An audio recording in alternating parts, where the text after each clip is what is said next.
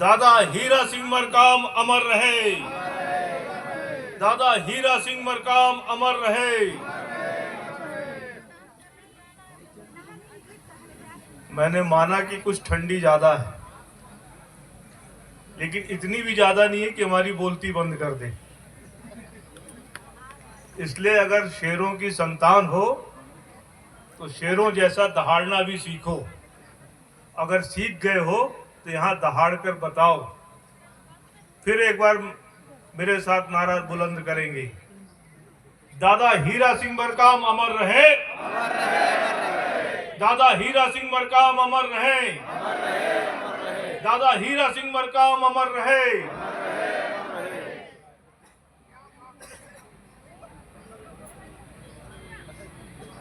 आज के कार्यक्रम के अध्यक्ष गोंडवाना समग्र क्रांति आंदोलन को जो अपने कंधों पर लेकर चल रहे, हमारा नेतृत्व कर रहे हैं, पाली तानाखार विधानसभा क्षेत्र के लोकप्रिय विधायक, गोंडवाना सेवा न्यास के संरक्षक आदरणीय तुलेश्वर सिंह मरकाम जी, आज इस कार्यक्रम के मुख्य अतिथि पुष्पराजगढ़ विधानसभा क्षेत्र के लोकप्रिय विधायक आदरणीय पुंदेलाल सिंह मार्को जी, गोंडवाना समग्र क्रांति आंदोलन में जिन्होंने दादा हीरा सिंह मरकाम के साथ पूरे भारत को पग पग नापा है, ऐसे हमारे भैया श्याम सिंह मरकाम जी यहाँ पर इस सभा में बहुत सारे ऐसे लोग उपस्थित हैं जो आज गोंडवाना समग्र क्रांति आंदोलन में दादा हीरा सिंह मरकाम की प्रेरणा से, उनके मार्गदर्शन में सक्रिय हुए और उस आंदोलन को अपने कंधों पर लेकर आज यहां तक पहुंचे हैं। मैं ऐसे सभी महान भावों को सेवा जोहार करता हूं, उनके चरणों में प्रणाम करता हूं।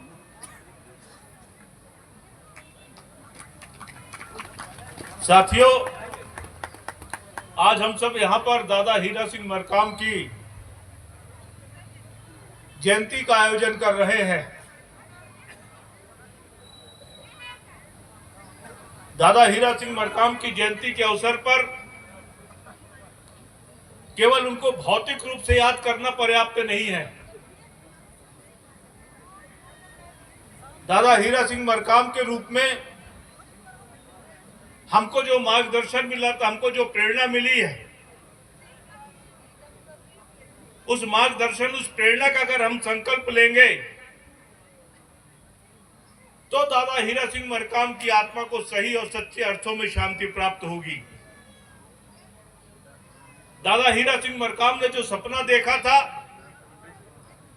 दादा हीरा सिंह मरकाम ने जो रास्ता बताया था, दादा हीरा सिंह मरकाम जिस तरीके के भारत का निर्माण करना चाहते थे, दादा हीरा सिंह मरकाम जिस तरीके से हम सबका गौरव बढ़ाना चाहते थे, दादा हीरा सिंह मरकाम जिस तरीके से हमारे अंदर स्वाभिमान की भावना पैदा करना चाहते थे, दादा हीरा सिंह मरकाम जिस तरीके से हमको स्वावलंबी बनाना चाहते थे, आत्मनिर्भर बनाना चाहते थे, दादा हीरा सिंह मरकाम जिस तरीके से हमको सेवा भावी बनाना चाहते थे, जब तक वो संकल्प हमारे हृदय में नहीं जागृत होगा, जब तक उस संकल्प को हम आत्मसात नहीं करेंगे, जब तक वो संकल्प हमारे मन मस्तिष्क में नहीं घर करेगा, तब तक हम दादा हीरा सिंह मरकाम के सच्चे अनुयायी नहीं होंगे, तब तक हम दादा के सपनों को पूरा नहीं कर पाएंगे, तब तक दादा की जो रास्ते पर हमने चलने का प्रण लिया है, हमारा वो प्रण अधूरा रहेगा। दादा हीरा सिंह मरकाम ने कोई बड़ी बड़ी बातें नहीं कही हैं, कोई ऐसी अबूझ बात नहीं कही कि जिसको ना हम समझ सके, ना उसके अनुसरण कर सके। दादा हीरा सिंह मरकाम ने बहुत सीधी सादी सच्चे शब्दों में बात कही है, ऐसी आसान बातें बताई है कि जिसका पालन करके न केवल हम अपनी सभ्यता और संस्कृति की सुरक्षा कर सकते हैं, न केवल अपनी परिवार संस्था की सुरक्षा कर सकते हैं, अपितु जिस समग्र क्रांति आंदोलन की उन्होंने कल्पना किया है उस आंदोलन को फलीभूत कर सकते हैं। मैं उनकी 5 बातें आपके सामने रखूंगा, बहुत साधारण सी बातें हैं। दादा ने कहा कि अपने माता पिता की सेवा करो। अब इसमें कौन सी कठिन बात कही दादा ने? हम जिस सभ्यता और संस्कृति में रहते हैं उस सभ्यता और संस्कृति का जो मूल है वो हमारी परिवार संस्था है, और परिवार संस्था का जो हमारा आधार है वो हमारा आधार हमारे माता पिता है। माता पिता से ही परिवार शुरू होता है। अगर दादा ने कहा कि माता पिता की सेवा करो, माता पिता का सम्मान करो, माता पिता की सुरक्षा करो, माता पिता ने जो रास्ता बताया, जो संस्कार दिए, उन संस्कार का पालन करो, तो इससे न केवल हमारी परिवार संस्था मजबूत होती है, अभी तो परिवार के माध्यम से ही हमारा समाज बनता है, हमारा समाज भी मजबूत होता है, हमारे एकता की भावना आती है, हमारे संगठन की भावना आती है। दादा ने जो दूसरी बात कही वो दूसरी बात यह कही है कि सदा सच बोलो। कल्पना करिए कि अगर यहाँ पर बैठा हुआ हर व्यक्ति एक दूसरे से झूठ बोलने लगे तो जिस समाज की हम कल्पना करते हैं क्या वो समाज रह पाएगा? हर व्यक्ति एक दूसरे पर विश्वास करेगा, हर व्यक्ति एक दूसरे को लूटने का, ठगने का प्रयास करेगा। समाज बढ़ता है संस्कारों के कारण, समाज बढ़ता है अच्छाइयों के कारण। और दादा ने सच बोलने का आग्रह करके एक अमूल्य बात की ओर हम सबका ध्यान आकृष्ट किया है। एक जमाना था कि गौण होना यानी कि सच का पर्यायवाची होना था। अगर गौण ने कोई बात कह दिया है तो दुनिया के तमाम लोग मानते हैं कि सीधा सच्चा इंसान है और इसने कह दिया तो इससे पलट नहीं कर सकता है, ये झूठ नहीं बोल सकता है, ये फरेब नहीं कर सकता है। लेकिन समय का थोड़ा बहुत प्रभाव अब हम लोगों पर भी आ गया है, इसलिए थोड़ी बहुत विश्वसनीयता हमारी भी संकट में है। इसलिए दादा ने कहा कि सदा सच बोलो, इसलिए कहा दादा ने सदा सच बोलो, और इस सच्चाई से ही समाज का उद्धार होगा, इस सच्चाई से ही समाज का विकास होगा, और समाज का विकास होगा तो देश का विकास होगा, विश्व मानवता का विकास होगा। हमारी सभ्यता संस्कृति की यह मौलिक ताकत है। दादा ने कहा कि तीसरी बात कही दादा ने कि भीख कभी मत मांगो, भीख कभी मत मांगो। और भीख कभी मत मांगो, इसके पीछे छुपा हुआ है स्वावलंबन का मंत्र। स्वावलंबी बनो, अपने कदमों पर खड़े हो, अपने पैरों पर खड़े हो, अपने लिए अर्जित करो, इतना अर्जित करो कि न केवल अपने लिए अर्जित करो, अगर तुम्हारे दरवाजे पर कोई आ जाए तो उसको भी 2 रोटी देने का सामर्थ्य आप में होना चाहिए, 2 रोटी देने का सामर्थ्य आप में होना चाहिए। आज हमारे इसी स्वावलंबी होने की जो भावना हमारे अंदर कम हुई है, इसी का लोग लाभ उठाते हैं। इसी के आधार पर वो हमारी आत्मा को खरीदने का प्रयास करते हैं, हमारी भूख को खरीदने का प्रयास करते हैं, हमारी प्यास को खरीदने का प्रयास करते हैं। आज देश के कर्णधार लोकसभा में खड़े होकर कहते हैं कि देश के 85 करोड़ लोगों को मैं मुफ्त में राशन दे रहा हूं। वो राशन पाने वाले लोग कौन हैं? वो राशन पाने वाले लोग आदिवासी हैं, वो राशन पाने वाले लोग पिछड़े वर्ग के लोग हैं, वो राशन पाने वाले लोग अनुसूचित जाति वर्ग के लोग हैं। और ये जो 5 किलो अनाज है इसके पीछे ये भाव छुपा हुआ है कि 85 करोड़ लोग मेरी कृपा से जिंदा है, मेरी कृपा से जिंदा है। ये आपके आत्मसम्मान को ठेस पहुंचाने वाला वक्तव्य है, आपकी आत्मा को चुनौती देने वाला वक्तव्य है। जो सच्चा गुण है, जो दादा के पथ पर चलने वाला है, वो कभी भीख के लिए हाथ नहीं पसारेगा, कभी भीख के लिए हाथ नहीं पसारेगा, अपने पांव पर खड़ा होगा, खुद बेरोजगार, खुद मजदूरी करेगा, खुद रोजगार पैदा करेगा, और इतना सामर्थ्य पैदा करेगा कि अपने परिवार का भी पालन पोषण करेगा, और अपने दरवाजे पर अगर कोई अतिथि आ गया, कोई पहुना आ गया तो उसका भी पेट भरेगा। सभी को रोजगार, सभी को कुछ न कुछ करना चाहिए, किसी को निठल्ले नहीं बैठना चाहिए। ये तीसरी बात दादा ने कही।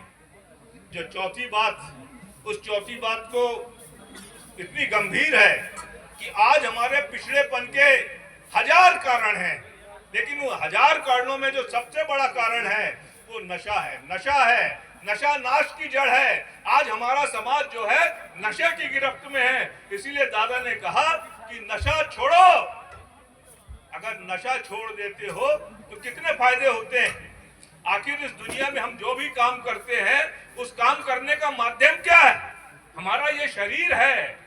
हमारा ये शरीर अगर स्वस्थ रहेगा तो हम न केवल परिवार का, अपने समाज का, अपने देश का, इस दुनिया का बेहतर काम कर सकेंगे, ज्यादा अच्छा योगदान कर पाएंगे। लेकिन अगर हमारा ये शरीर खोखला हुआ, हमारा ये शरीर लुंज पुंज हुआ, हमारा ये शरीर अगर नशे की गिरफ्त में हुआ, हमारा ये शरीर अगर बेकाम हो गया, बेदम हो गया, तो ये भले 5.5 हाथ का शरीर हो लेकिन किसी काम का नहीं है। न तुम्हारे काम का है, न परिवार के काम का है, न समाज के काम का है, न देश के काम का है, न दुनिया के काम का है। इस शरीर से फिर न धर्म की रक्षा हो सकती, न संस्कृति की रक्षा हो सकती है, न सभ्यता की रक्षा हो सकती है। हमारे पिछड़ेपन का हजार कारण है, लेकिन हजार कारणों में सबसे बड़ा कारण, सबसे बड़ा कारण, सबसे बड़ा कारण नाश है, नाश है, नशा है। और इस नशे का नाश करो, इस नशे को समाप्त करो।